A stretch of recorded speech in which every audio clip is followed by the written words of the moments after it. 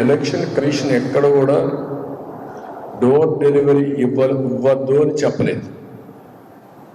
ఇక్కడ జరిగింది మీరు ఒకసారి చూస్తే చాలా దుర్మార్గంగా ఎలక్షన్ కమిషన్ ఇచ్చిన ఆర్డర్ ఒకటి, వీళ్ళు చేసిన పని ఒకటి. ఎలక్షన్ కమిషన్ చెప్పింది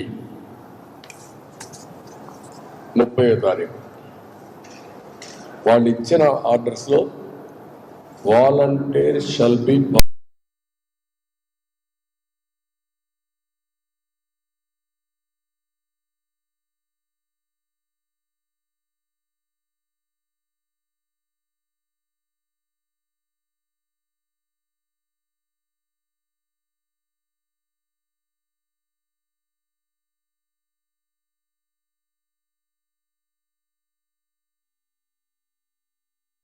benefits of ongoing schemes to already selected beneficiaries using DBT, electronic transfer preferably, or through regular government employees.